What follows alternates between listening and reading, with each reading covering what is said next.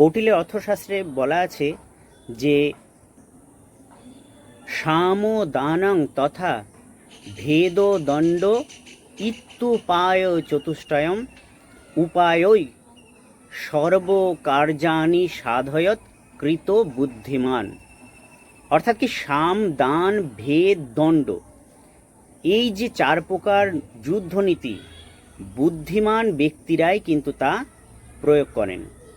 এটা কীরকম, আজকে সেই নিয়ে আলোচনা করব। দেখুন, সাম কথার অর্থ হলো ভালো ব্যবহার। এটা কিন্তু আমাদের জীবনেও আমরা প্রতিনিয়ত করি। সাম কথার অর্থ বললাম ভালো ব্যবহার, অর্থাৎ কারো সাথে সুন্দর ব্যবহার করে আমরা সেই কাজটা সফল করতে চেষ্টা করি, অর্থাৎ বিনা রক্তক্ষয়ে আমরা আলোচনার মাধ্যমে যেটা সমঝোতার মাধ্যমে যে কাজটা করি সেটাই হলো সামনীতি। তারপরেই আসছে দান নীতি। দান মানে কি, যদি আমাদের প্রথমটা সফল না হয়, অর্থাৎ ভালো ব্যবহার করেও যদি আমাদের কাজ না হয়, তখন আমরা দান করি। দান মানে কি, উপঢৌকন, উপহার প্রদান করা, সেইগুলো আমরা দিয়ে, গিফট দিয়ে আমরা এক কথায় বলতে পারি যদি আমাদের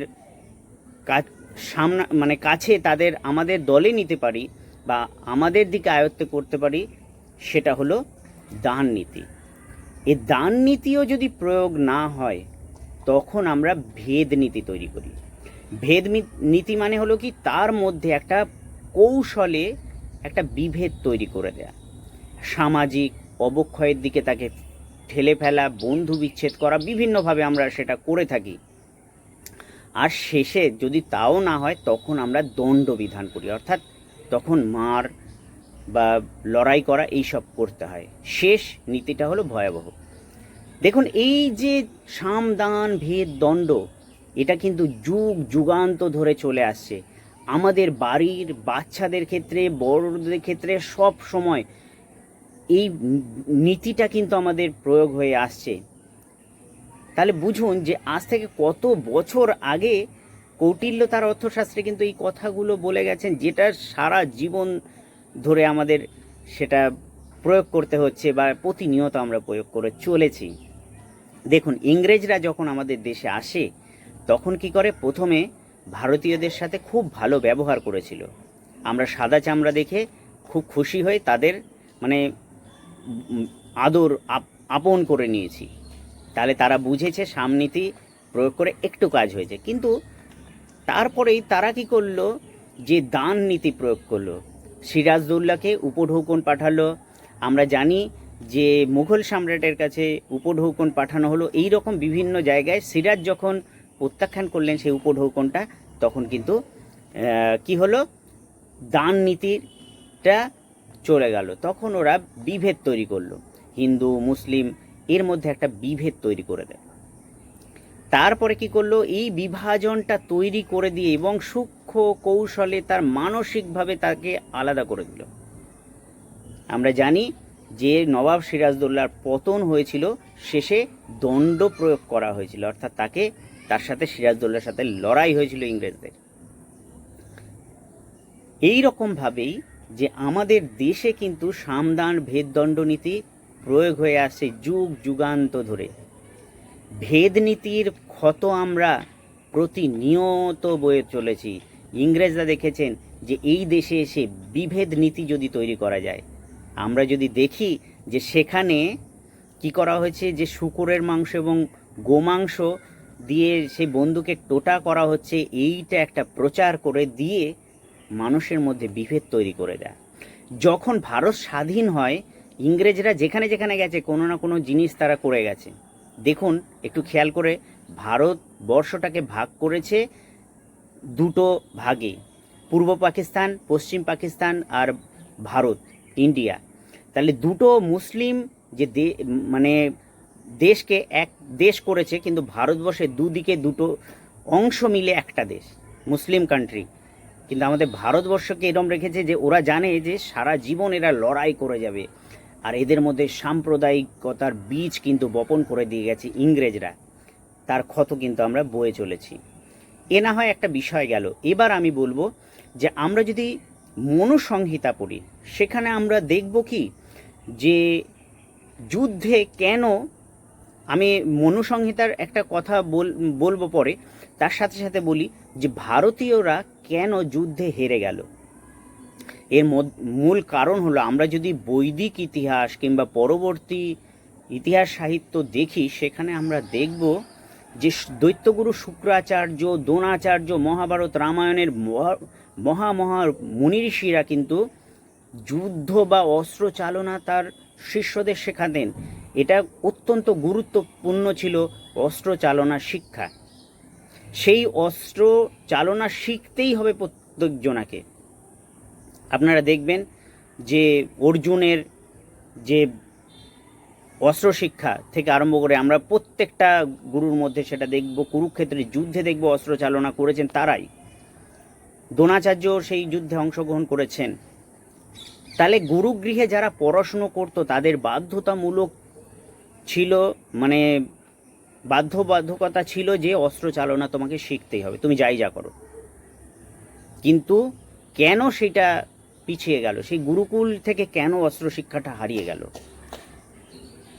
কারণ এরপরেই এসেছে বৌদ্ধ ধর্ম, অহিংসা পরম ধর্ম, এই বলে তারা প্রচার করলেন। সেই প্রচার করার পরে কিন্তু গুরুগৃহ থেকে ধীরে ধীরে অবলুপ্তি ঘটল আমাদের অস্ত্র চালনা শিক্ষা, অর্থাৎ শান্তিপ্রিয়ভাবে থাকতে হবে। এই কারণে কিন্তু বৈদেশিক আক্রমণ থেকে ভারতের বর্ষের নাগরিকেরা তাদের প্রতিহত করতে ব্যর্থ হয়েছে। আবার একটা জিনিস, ভারতীয় যদি আমরা দর্শন কিংবা শাস্ত্র দেখি, সেখানে দেখব যুদ্ধের ক্ষেত্রে ভারতীয়দের নীতি ছিল আলাদা।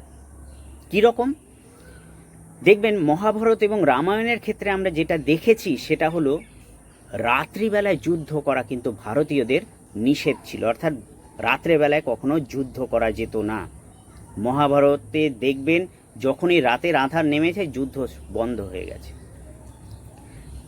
যুদ্ধক্ষেত্রে বা যুদ্ধে যাওয়ার সময় যদি কোনো নারী, কোনো মুনি, কেউ হাত জোর করে রয়েছে, কেউ সাদা পতাকা নিয়ে দাঁড়িয়ে আছে, কেউ উলঙ্গ রয়েছে, কেউ উন্মাদ রয়েছে, তাদের যুদ্ধে বধ করা যাবে না।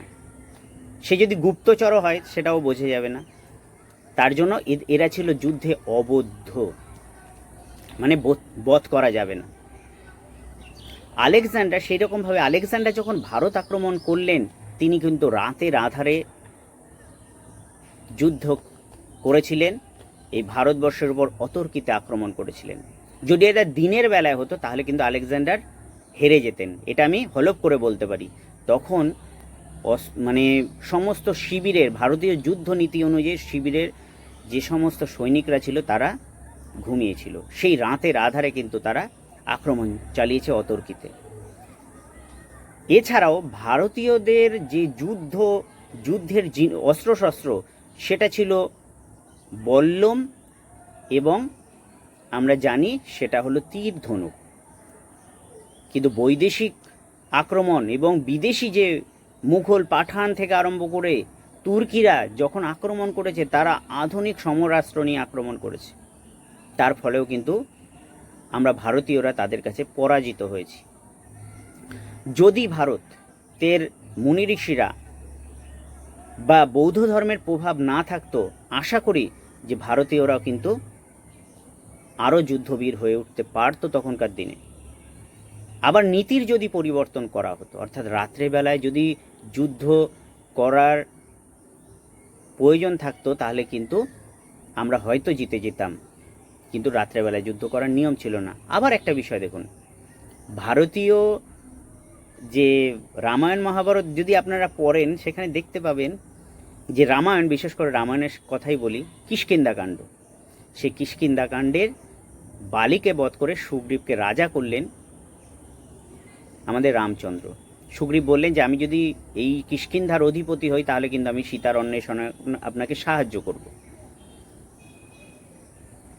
তখন আমরা সুগ্রীবকে যখন ওই কিষ্কিন্ধার অধিপতি করা হলো এবং শর্ত অনুযায়ী তিনি সীতার অন্বেষণ করতে শুরু করেছেন, তখনই এলো বর্ষাকাল।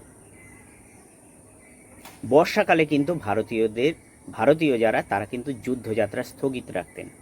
আদর্শ কাল হলো কি শরৎকাল এবং বসন্তকাল, এই দুটো সময় হলো যুদ্ধ করার একটি আদর্শ সময়, কারণ এখানে আবহাওয়া অত্যন্ত মনোরম থাকে। তাহলে এই দিক থেকেও বিদেশিরা কিন্তু এই সমস্ত মানেন না, শীত গ্রীষ্ম বর্ষা বলে কিছু নেই তাদের কাছে, বর্ষাকালেও তারা আক্রমণ করেছে। এই যে বর্ষাকাল, এই বর্ষা বর্ণনম যদি আপনারা পড়েন রামায়ণে, সেখানে দেখতে পাবেন যে কিষ্কিন্ধার কি অপরূপ সেই বর্ষা বর্ণনাম তুলে ধরেছেন আমাদের রামচন্দ্র, কি সুন্দরভাবে বর্ষার বর্ণনা করেছেন তার ভাই লক্ষ্মণের কাছে। অসাধারণ সেই বাল্মীকির লেখা, আপনারা যদি পড়েন মুগ্ধ হবেন। এবার যেই কথা বলছি সেটা হলো, দেখবেন একটা জিনিস কি খেয়াল করে আপনারা দেখেছেন, শরৎকালে এবং বসন্তকালে দুটো সময় কিন্তু দুর্গা পুজো হয়। কারণ এই দুর্গা পুজো করে কিন্তু তখনকার রাজারা যুদ্ধে বের হতেন। দেখুন, শারদীয়া এবং বাসন্তী এই দুটো কালেই হয়। রামচন্দ্র রাবণকে বধ করার আগে কিন্তু এই শরৎকালেই শারদীয়া উপাসনা অর্থাৎ দুর্গা দেবীর উপাসনা করেছিলেন। আপনারা সেগুলো খেয়াল করে দেখেছেন। তো বন্ধুরা, ভিডিওটা অনেকটা বড় হয়ে গেল, আরও অনেক কিছু বলার ছিল, আর বিশেষ এখন বললাম না। যদি কিছু জিজ্ঞাসা থাকে অবশ্যই কমেন্টে জানাবেন, আমি আপনাদের বলার চেষ্টা করব। তো আজকের মতো এটুকুই। সকলেই ভালো থাকবেন এবং সুস্থ থাকবেন।